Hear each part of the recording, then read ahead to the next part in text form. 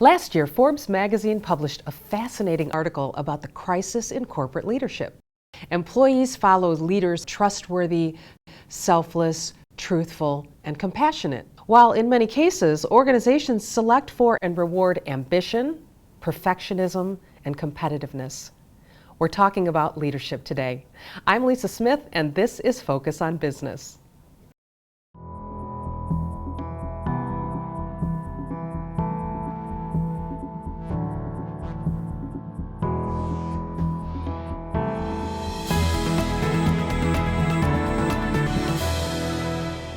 We have Lori Berman here, Vice President of Membership and Development for the Small Business Association of Michigan.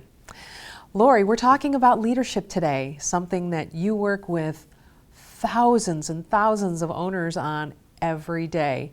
And it's very true what they say, it's lonely at the top. That's right, Lisa. We often hear from our business owners that they don't have someone in their business that they can rely to, and being a business owner sometimes can be a lonely place.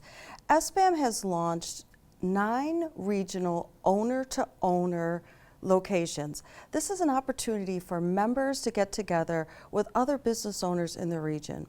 The thought is based behind a statewide leadership council that SBAM has had for 7 years. We recognize the need for business leaders to get together with each other to talk about trials, tribulations, to celebrate success, but really to share with each other as a peer.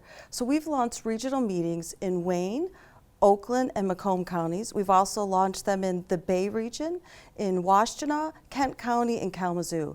It's a chance for business owners in each of those regions to get together and share. We've also launched one in the Upper Peninsula in Marquette, and we're looking forward to having greater member participation in each of those. You've experienced that as a business leader. Tell me what it's done for you. I have to say, being part of the Leadership Council for you folks has been affirming, validating.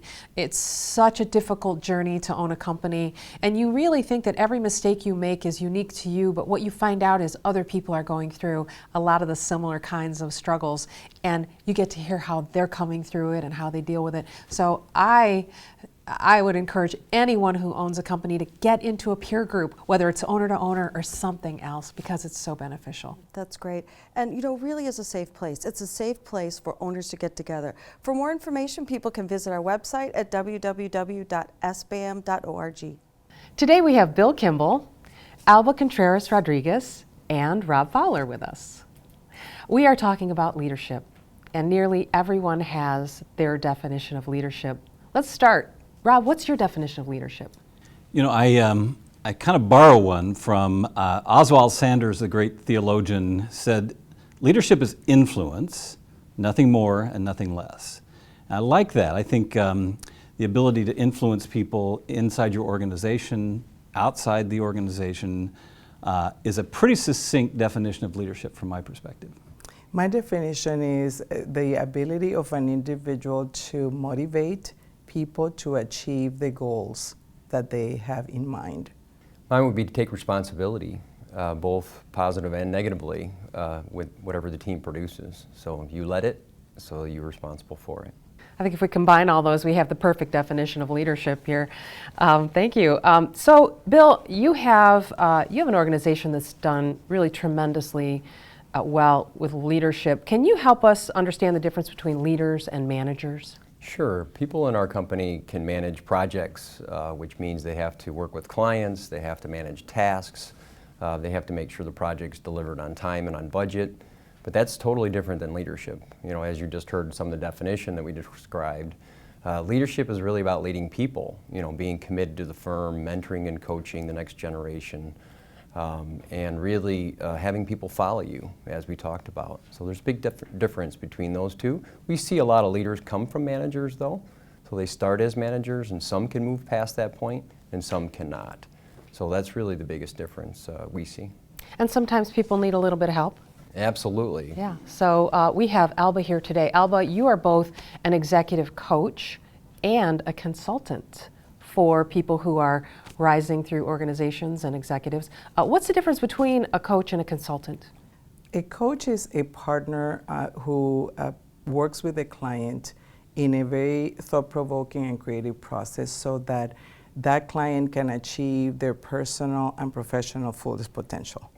The difference with a consultant is in a consulting relationship, the person who gets hired as a consultant is pretty much hired to give the answers and the solutions versus a coach who works with the client to achieve the solutions and strategies that they together come up with.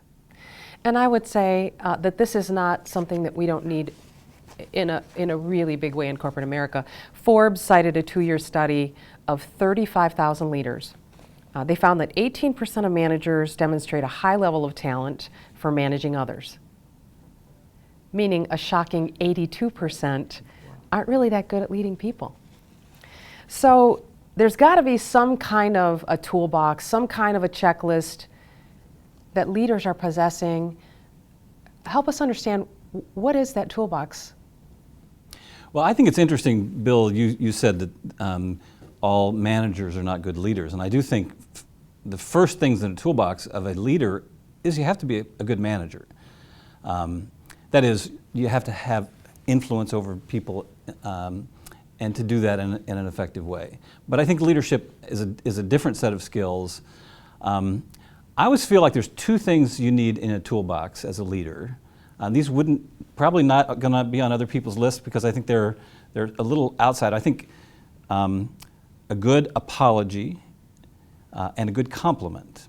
That is the ability to look someone in the eye and give them a compliment for a job well done, and to do it with anybody, anywhere who deserves it. I think there's a tendency to think if you compliment someone else, you actually lower yourself and raise them up. And I think it's just the opposite. I think you raise both. And an apology is sort of the same, that if you, as a leader, everybody messes up, and the ability to apologize for it specifically, to apologize for it sincerely, I think really gives, it raises both people up. It doesn't bring someone down. So 2 things I think you need to have in your toolbox are a good apology and a good compliment. Some of the things that I work with clients in terms of what are some of the skills that they want to focus on.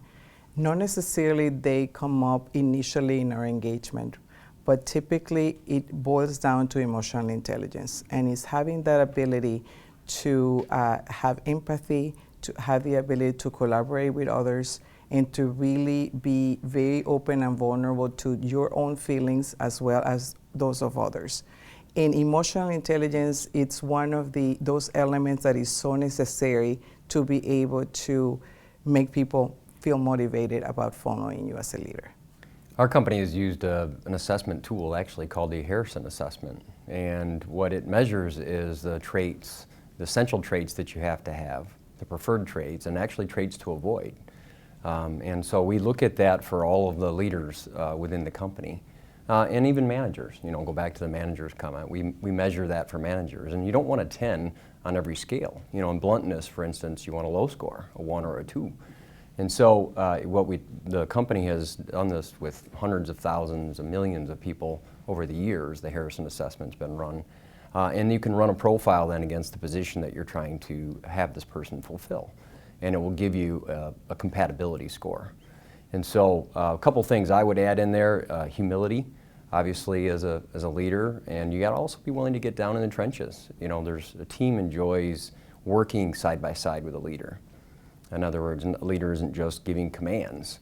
A leader is actually doing some of the work. And when you feel part of the team, then the team is more apt to follow you along the way.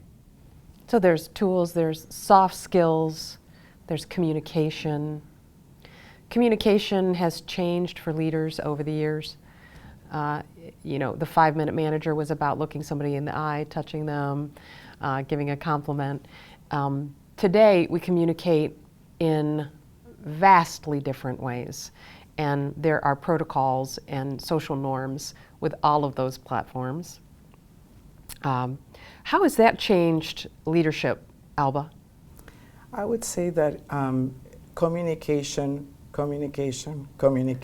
is absolutely one of the main areas of opportunity for many leaders. And the fact, to your point, that there are so many different platforms which we can utilize to communicate, but we can never lose that face-to-face or more that human connection.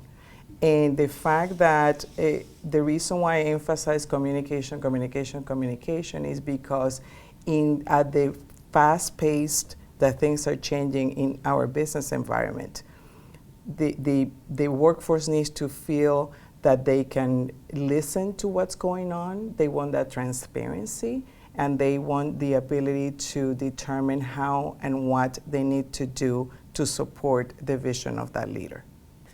I've heard it said that good followers can become good leaders, and good leaders are good followers. Part of that is about supporting the vision of whoever it is that's in charge today and understanding that. I think that that's a skill that you have to learn as an employee. So what are the areas we're working on to bring up those folks who have leadership potential? How do you bring people up in your organization? One of the things that companies do to support their high potential employees and in general, it's leadership development. One of the things that I like to emphasize though is that leadership development is important, but also having a coaching component to that leadership development is very important because each individual has its own uniqueness. And therefore, when you go through a training program, you have a group of folks that go through it, but then working with each individual and leveraging on their strengths is the ability of how we can identify how can we really fully utilize all the resources that we have in an organization is by taking that uniqueness of each individual to be able to deliver the goals of the organization. Yeah, I think what many people learn by having opportunity to lead. So I do think giving people an opportunity to lead something, both inside and outside of the organization, I think are great opportunities. I would say for smaller organizations, for many of our member small businesses, there's not opportunity inside the organization, a clear path to go from one position to another position. And that makes it a little more challenging for a smaller organization. So I think you have to look for those opportunities outside sometimes to give somebody an opportunity to lead a project, to lead an event. And I think so many of us learn by mistakes and learn by watching others and thinking, I don't think I want to do it that way. So I just think having those kind of opportunities to lead is a good leadership tool. Yeah, I would add to that to say you could also, in a larger organization, look for some type of ownership. What we try to do early on with folks that we believe are going to be future leaders is tell them where they're going to be someday. In other words, not just offer them a small amount of shares. Say that we see you as a 3% owner. They may not be able to get there in a year or two, maybe take them 10. But yet, not only are they being offered some ownership in the company, but also they kind of know where their stopping point is or where their, what their potential is within the company. Totally agree with Rob. You've got to really lead by example. Have them lead different things in the organization. Delegation of a leader is what creates another leader, right? And eventually, as you pass things along and you grow confidence in that individual, then you pass more things along. And before you know it, that person that you're passing them along to can do almost what you can do, which is a really great leader. The leader that started it by passing it down and delegating it really helped create and mentor and coach that next generation. So that's what it's really all about, transferring knowledge from one to another. You didn't get there without help either, right? That's the other thing leaders have to recognize. We had somebody helping us along the way. So make sure you do the same. So what kinds of help have you seeked out in order to help? What do leaders seek out when they're looking for support?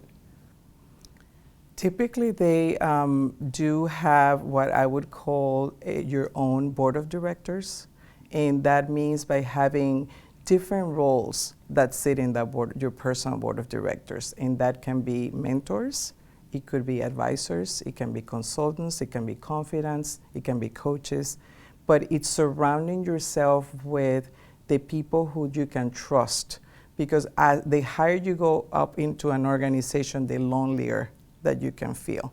And having that ability to have that support system that you can rely on depending on the situation or issue that you want to address it is important to always have that. So what if you don't have that? What kinds of, where can you go for that kind of support? Where do you start? Well, I think one of the most important traits of a leader is that they, what's the old saying, know thyself, that they know what they're good at and they know what they're not so good at. They understand their space and they surround themselves with people who are good at things they are not. And so sometimes that's a management team, sometimes that's outside resources. I think understanding what your strengths are and with clarity what your weaknesses are really helps a leader sort of lead effectively by really understanding their own blind spots and working hard to fill those blind spots with either people on their team or outside resources. There's a vulnerability to leading. Yeah. It's challenging yourself and being self-aware.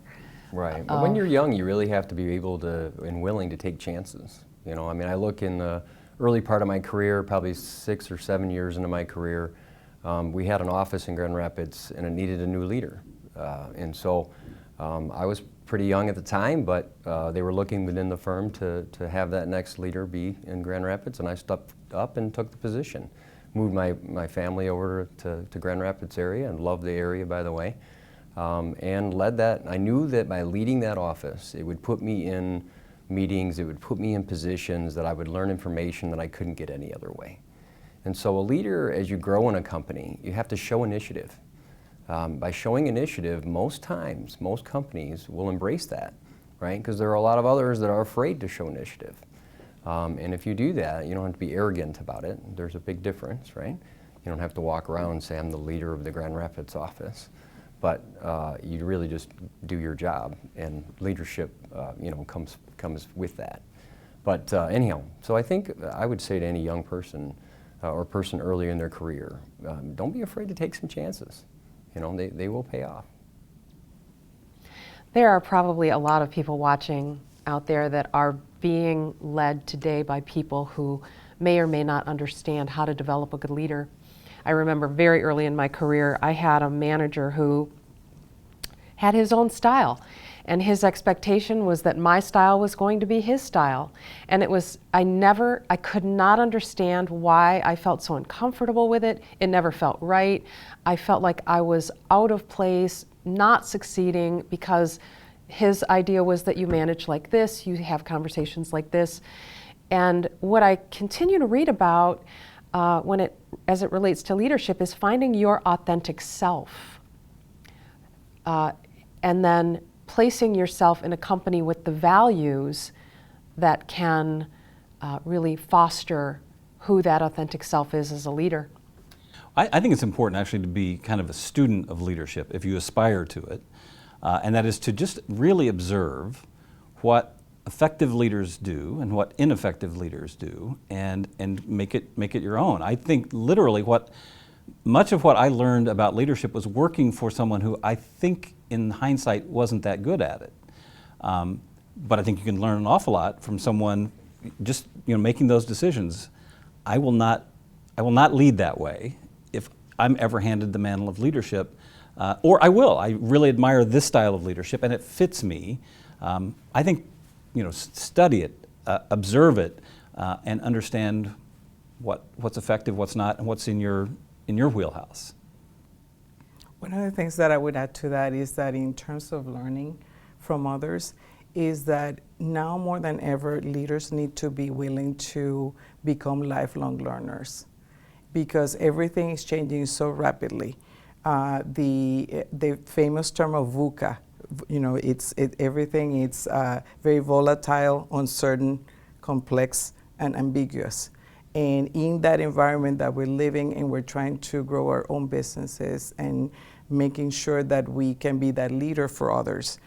Being a lifelong learner, it's absolutely a must. And there is so many things that need to be learned still, and people need to be willing and appreciate it and actually have fun with it. Yeah, the other thing I've learned recently, even in the last 5 years, is there's different styles of leadership.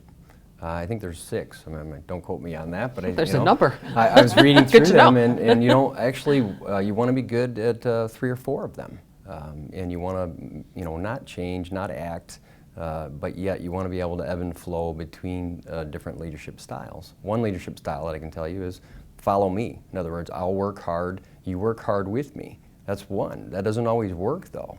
In other words, that doesn't resonate with every employee that you're working with. But there are other styles. It was a Harvard white paper, I think, is where I read this, about the different leadership styles. And really the best leaders are good at 4 or 5 of those leadership styles. And so that's what the article was all about. And where was this? It was just on different leadership styles. It was a Harvard. Harvard. Okay. All right. Well, I want to look that up. Yeah. It's fascinating. Any last thoughts from someone we missed?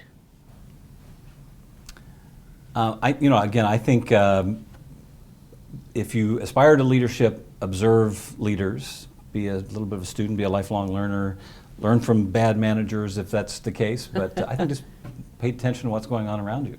Wonderful. Thank you so much.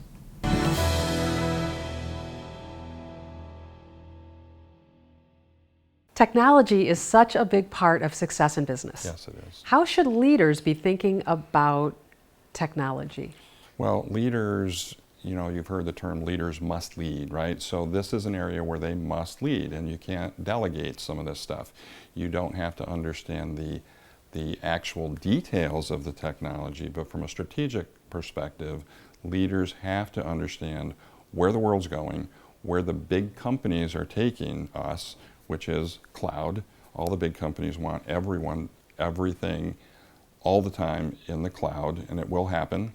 So leaders need to embrace that. They need to understand that's where the world is going, and they need to orient their company so that they can get there. And that means understanding, reading, learning, talking to consultants, figuring out where they need to align themselves so that they can embrace those future technologies. So is it leading also in terms of budgeting, planning, strategizing? And I think budgeting was really the big question there. Right, so there's the vision piece, which I just talked about, and then how do you take that? So that would be with the leader saying, we need the budget, of course, we need the plan. They don't necessarily need to do it. They can go delegate that, get some smart technology people around them that can help figure out the right products or the right licenses and make that work. So do you put a plan in place and say, technology, if we're going to lead, is going to go here, we need to be there before everyone else? That's correct. So thinking about how to use that technology to empower the organization to get where it needs to go, to get the objectives that it needs to accomplish, and then put the plan in place. Very good. Thank you. You're welcome. Focus on Tech, brought to you by Providence, making technology easier.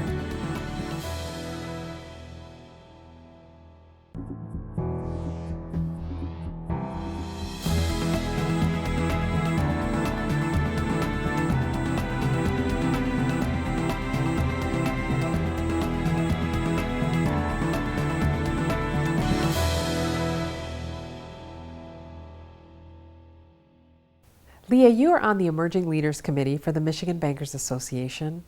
What advice would you give to young professionals in order to help them demonstrate leadership at work?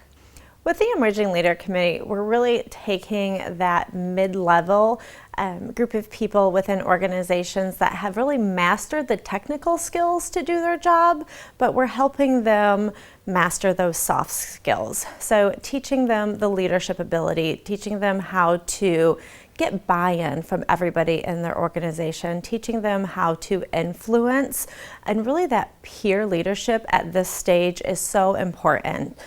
Teaching them that it's okay to fail, that every leader fails, but teaching them to do it with that calculated risk. How does the bankers community help small business owners with leadership? Absolutely. So a big part of leadership is time to invest in your people and within your organization. So banks really try to help with that time management through things like merchant services and online banking, giving them the tools and the resources to run their business with ease so they're not spending so much time doing the administrative work. And I would imagine that leadership in the community is important as well. Absolutely. At Dart Bank, we love to give back to our community. That's one of our main goals, is to serve our community in financial and non-financial ways. And one of the greatest ways that we can do that is by serving our local communities. It's a beautiful way to lead, for sure. Thank you so much for being here with us today. Thanks for having me. Focus on Banking, brought to you by Michigan Bankers Association.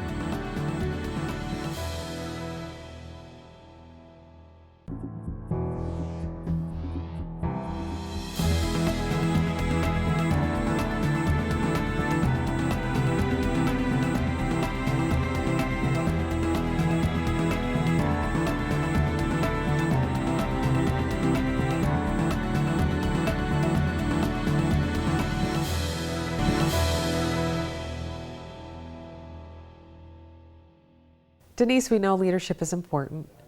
Why is it also a legal issue?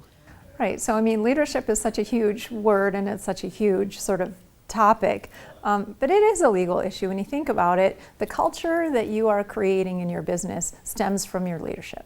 It stems from the top, the directors, the CEO, whoever's at the top of your organization, the owners, and especially the people that are there day to day. So they're going to set that culture. So for example, if you're in a regulated industry, self-reporting is incredibly important, right? And you need to make sure that everybody in the organization knows that their ability to be responsible in business and having them feel like they're a part of your culture of sort of proactiveness, especially in a regulated business, is going to be rewarded and is not going to be looked down on. They're not, snitching. They're helping to move the business forward.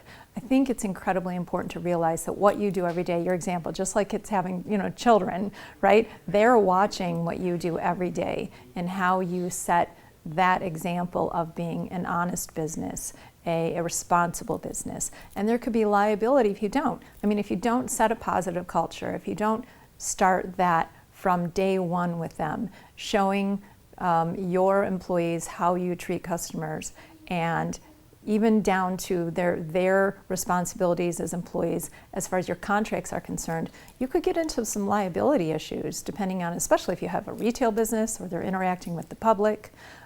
So once you get that buy-in and once you start infusing that culture of responsibility throughout your business, you'll know that you'll be able to sleep easier at night knowing that they have the same buy-in that you do. And that, that's going to be part of your vital risk management strategy for your business, to know that you're not, potentially having liability out there. Wise words. Thank you. Focus on Law, brought to you by Policella and Associates, PLLC. I'll close with a quote from Peter Drucker.